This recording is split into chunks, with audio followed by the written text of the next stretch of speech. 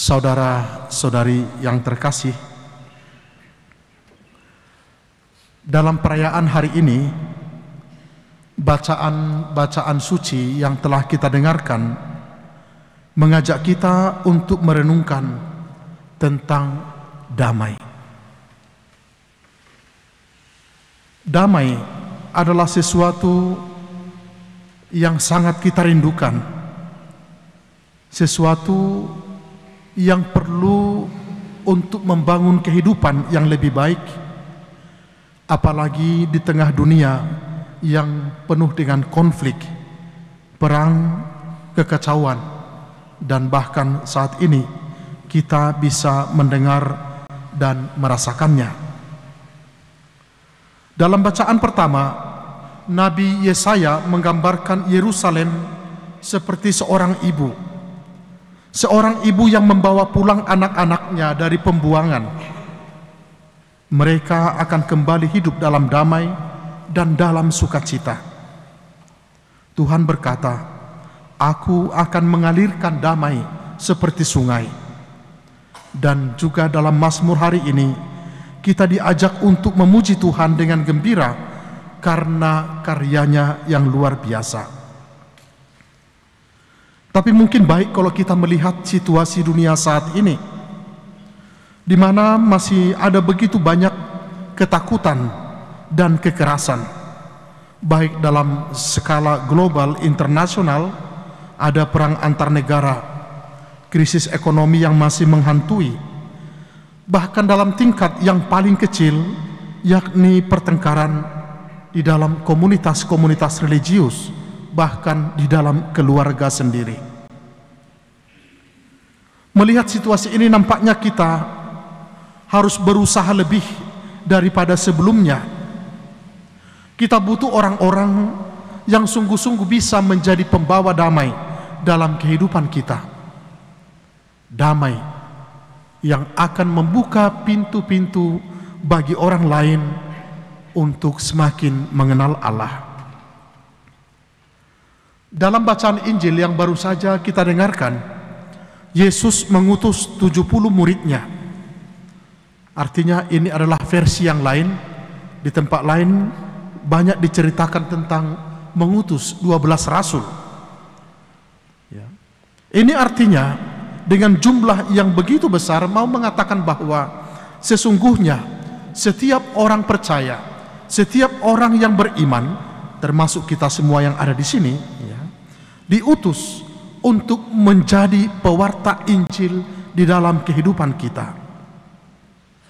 Tidak jarang bahwa kita berpikir tugas pewartaan Injil adalah tugas orang-orang yang dipanggil secara khusus, entah para imam, biarawan-biarawati, para petugas dewan pastoral di paroki, di lingkungan.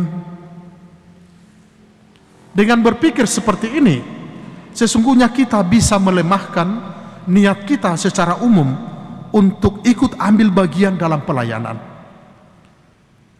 Kadang-kadang begitu gampang untuk berkata, toh sudah ada orang lain, saya mengerjakan yang lain saja. Saudara-saudari yang terkasih, dalam kesempatan ini saya mau mengajak Anda untuk merenungkan beberapa cara yang bisa kita lakukan sebagai buah dari iman kita, sebagai tanggapan kita atas panggilan Allah untuk mewartakan damai. Yang pertama adalah menjadi pribadi yang membagikan firman Tuhan di dalam kehidupan sehari-hari. Banyak orang hidup dalam kegelapan. Banyak orang yang mencari kebahagiaan dalam hal-hal duniawi. Banyak orang yang menghabiskan atau menginvestasikan hampir seluruh hidupnya untuk uang, jabatan, popularitas. Tetapi tidak jarang bahwa akhirnya mereka jatuh ke dalam rasa kecewa, rasa terluka. Karena kita tahu bahwa hanya firman Tuhan yang bisa memenuhi kerinduan hati kita akan kedamaian dan sukacita. Dalam situasi seperti ini, mungkin di antara kita, saudara-saudari kita, rekan-rekan kita, ada orang-orang yang hidup dalam kegelapan. Maka kita dipanggil untuk menjadi pewarta. Tidak harus menjadi pengkhotbah, tidak harus mewartakan dari mimbar ini, tetapi kita bisa mulai dari hal-hal yang sederhana. Memiliki keinginan untuk hadir dalam diri mereka, menghibur orang-orang yang sedang sedih. Ada begitu banyak orang yang tidak bisa datang ke gereja karena keterbatasan mereka. Kehadiran kita di sana untuk membacakan kitab suci akan sangat menolong mereka. Atau zaman sekarang, kita perlu membagikan sukacita iman kita. Bagaimana kita hidup sebagai seorang beriman. Menceritakan pengalaman iman adalah cara kita untuk mewartakan damai. Ini adalah hal-hal yang bisa kita lakukan setiap saat. Yang kedua, dengan membantu penyembuhan dan rekonsiliasi. Yesus menyuruh murid-muridnya untuk menyembuhkan orang sakit. Artinya, Injil tidak hanya sebuah ide atau gagasan, tetapi Injil harus konkret di dalam kehidupan. Banyak orang yang terluka secara batin, kecewa, trauma, merasa berdosa. Mereka butuh penyembuhan rohani. Tidak jarang bahwa dalam sakramen tobat ada begitu banyak orang yang sungguh-sungguh merasa kesepian, tidak punya teman, merasa terisolasi. Sakramen tobat adalah langkah awal untuk sebuah perdamaian. Tetapi kita butuh untuk mendukung orang-orang yang mau bertobat melalui pelayanan kita. Pelayanan keluarga, kelompok-kelompok doa, kunjungan ke orang sakit, atau menyapa mereka yang sudah lama tidak pernah ke gereja. Ya. Sekali lagi, ini adalah cara-cara yang sederhana yang bisa kita lakukan. Yang ketiga, dengan persahabatan yang tulus. Yesus sering menjumpai orang satu persatu. Dia mengunjungi Zakeus di rumahnya, perempuan Samaria, dan masih kita temukan tokoh-tokoh lain. Kita juga bisa membawa teman-teman kita kepada Tuhan melalui persahabatan yang tulus. Perlu kita tanyakan pada diri kita, kapan terakhir kali saya mengajak teman saya ke gereja? Kapan terakhir sekali saya menceritakan sukacita iman saya kepada orang lain?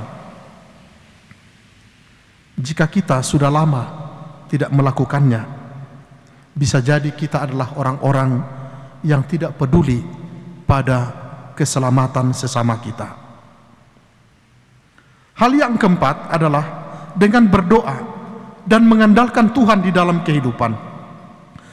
Yesus mengingatkan para murid untuk tidak membawa bekal berlebihan. Artinya mereka harus percaya sepenuhnya kepada penyelenggaraan Allah. Segala pelayanan kita harus berakar dalam doa, kitab suci, dan sakramen-sakramen yang kita rayakan. Bukan karena kekuatan kita, tetapi karena Tuhan yang berkarya melalui kita.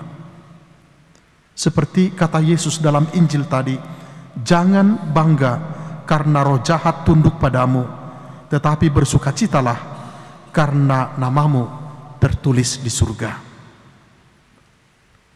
Yang terakhir, tentu kita bisa menjadi pembawa damai dengan berjalan bersama.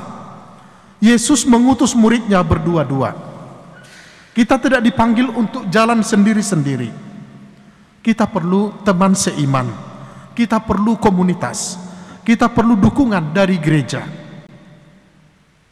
Saat kita menghadapi tantangan dan kesulitan, kebersamaan akan memberi kita kekuatan.